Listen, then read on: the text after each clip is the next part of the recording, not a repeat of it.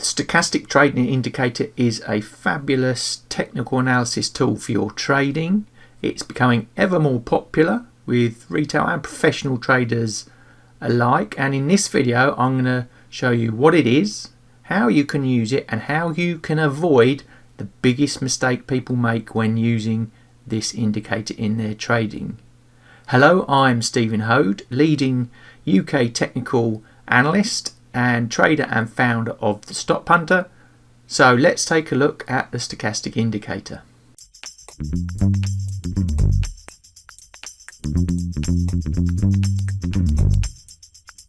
Now, the stochastic is all about momentum. So what is momentum? Well, it's the measurement of the speed or velocity of something. In this instance, price changes, whether that be going up or going down. And critically, I suppose it's measuring the speed, the acceleration or deceleration of those trends. Now, the momentum concept is huge in technical analysis, and there are a lot of indicators out there that try to capture momentum. And one of the better ones is stochastics. But what you'll notice about most of them is that they're bounded studies, i.e., you might see them on your charts ranging from 0 to 100. But what they also produce is something called overbought or oversold signals.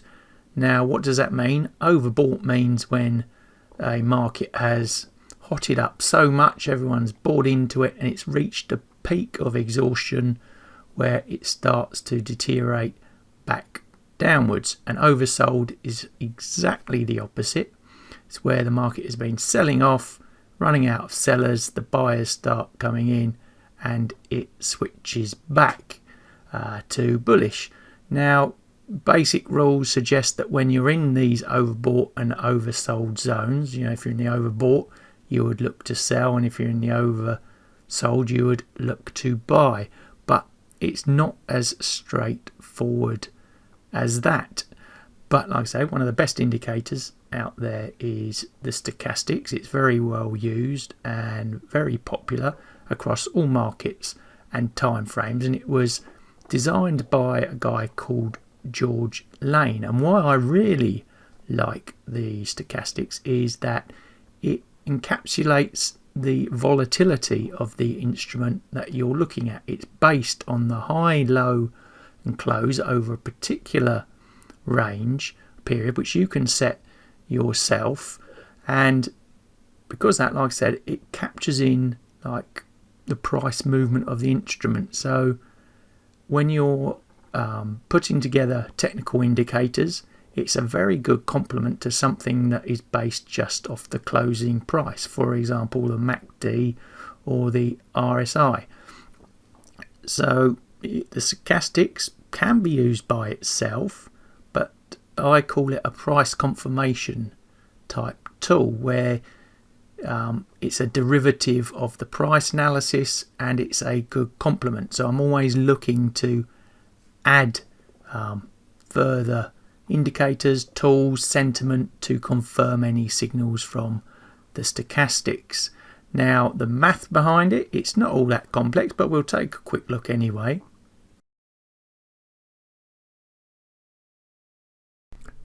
So this is a sort of summary of the theory and the math behind the stochastic indicator.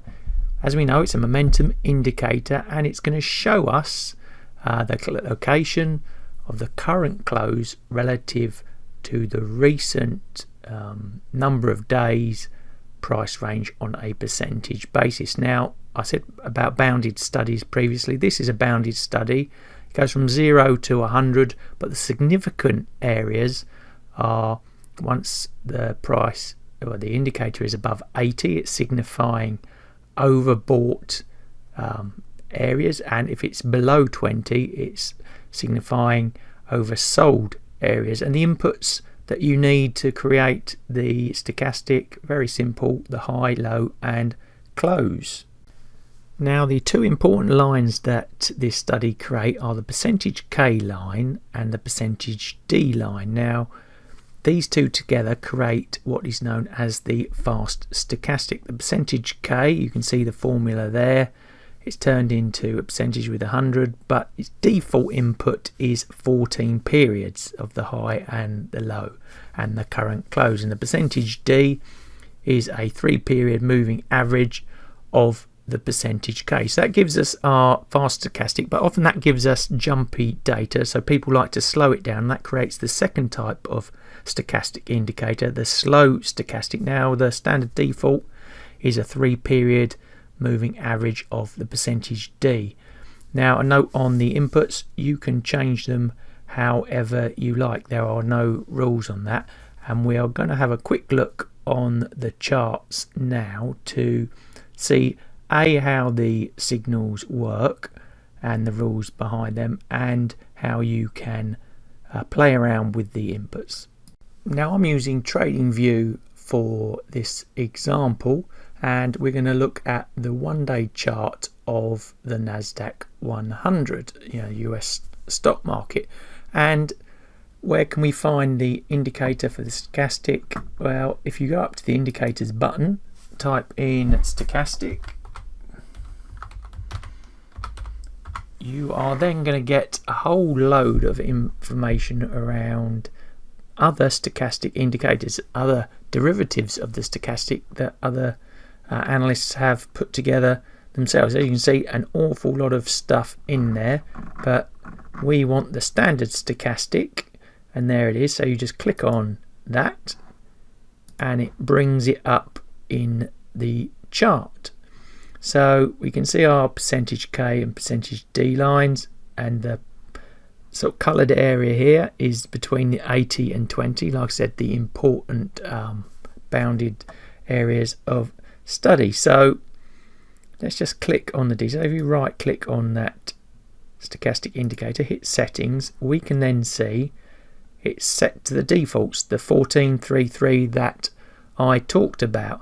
Now if I just move that box over there, I said you can play around with the inputs however you want to, very easy, and just watch how the shape of the stochastic changes as I move the input. So I want to have a longer percentage K, I just keep clicking, and you can see how that moves. You want a longer percentage D, again, see how it's changing the two lines, and if I want to smooth that out further, how that also changes the data. So there are no hard and fast set rules to the inputs of the stochastic. The default 1433, but it depends on the markets you're trading, the time frames you're trading, and I try and make it as systematic across as many markets and time frames as possible. I don't try and back fit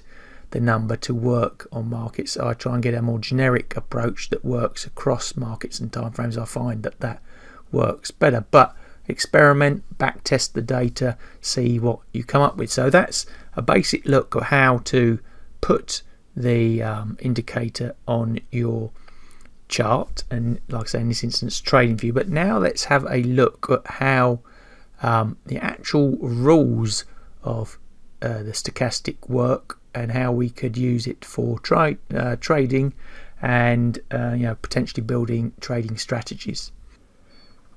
Now the rules to the stochastic are both objective and subjective, and the subjective part adds in an element of trickery that makes it hard to use, but generally it's quite straightforward.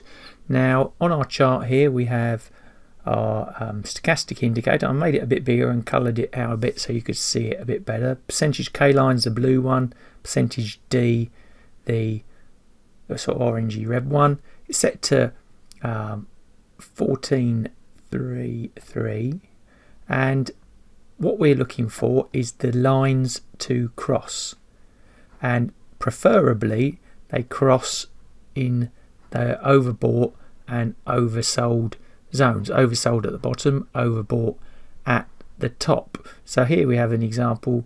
The percentage K line has crossed back down, the percentage D line has crossed there, and that would be your signal to sell, and vice versa. We follow that down, it reverses back up, that would be our signal to buy. But preferably, like I say, we want to see these buy and sell signals in the 20 and the 80 area. But as you can see on this example, and it's a popular traded market, it doesn't often actually happen when it's, you know, so heavily oversold or so heavily overbought, and you do get a lot of signals inside that band. Now, from my experience, I've seen that now those signals can still work very well. So that's one of the weaknesses of the rules, is you do get a lot of noise in between. Now, do you trade them or not? That's up to you, and I would suggest you've got to back test the data that you're using, or sort of make it a work in progress type of back test where you do some trading, paper trading or even live trading at a lower risk level to work out whether that works or not. If you can program it, even better. You can get the data very easily. It's not too complicated to take out this data and turn it into an automated approach. So one weakness there around the basic rules is what happens in that middle zone, and the other one, I suppose, is which catches a lot of people out if they're following the rules, and we can sort of see it here, is you can see we have this crossover here.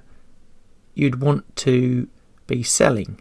It's happened above the 80 line, and you know, if we're following the rules, we'd probably put our sell trade on. But just look what happens to the price. It actually continues to go higher, and this is the one big mistake that people make using stochastics. It's the subjectivity of the rules. So now we've seen the basic rules set up, let's look at that big one mistake in a bit more detail so you can start to understand it and factor that into your trading.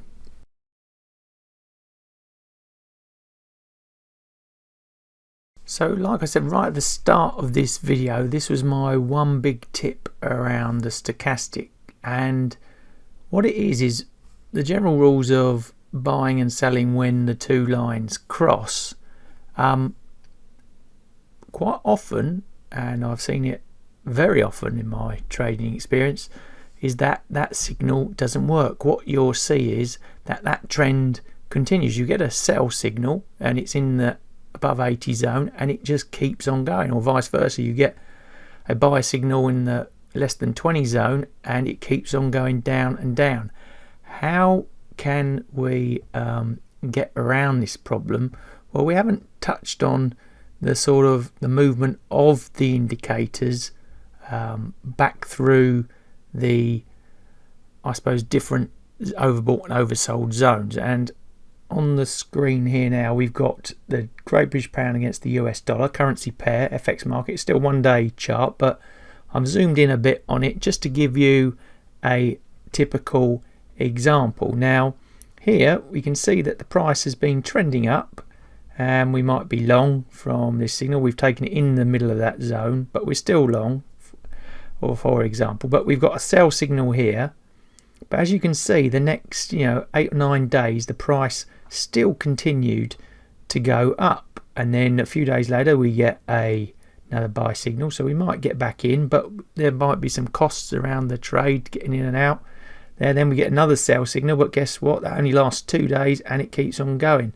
Psychologically, when you've been through all this, you might just forget to do the trades, you're put off by it, it becomes a bit of a mess. So what do I do to get around it is I actually wait for and remember this is all about momentum, is I actually wait till these lines go through. Maybe you can have one line, or you can use both lines, go through the 80 zone and back down, and vice versa, it would be the same for the up. But look what happens when it comes back down into the zone, the price then does come off. So my confirmation around here to try and get around the number one problem I see with using the stochastics, which is that the buying signal crossovers just by themselves aren't reliable enough. You've got to factor in and use the 80-20 zone to your advantage, is to wait until those lines, or A lines, the K line, percentage K line,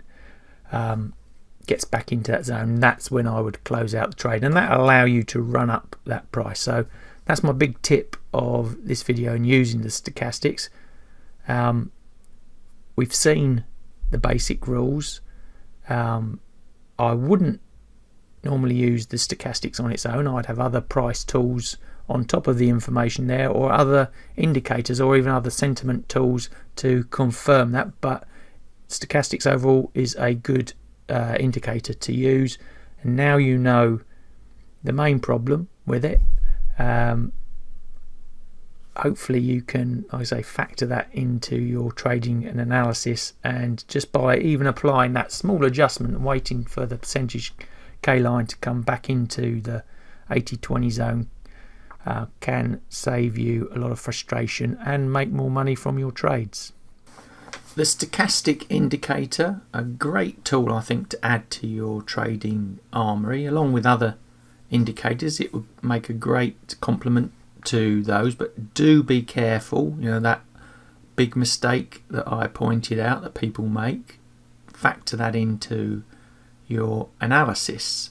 And if you want to learn anything more about technical analysis or trading, visit my website www.TheStopHunter.co.uk, and I'll put some further resource in the description below. So if you've liked today's video, give us the thumbs up. Don't forget to hit the subscribe and bell buttons to get further notification of other trading video resource I'm going to produce. And all that's left for me to say is thanks for watching, good luck with the trading, and I'll see you in the next video.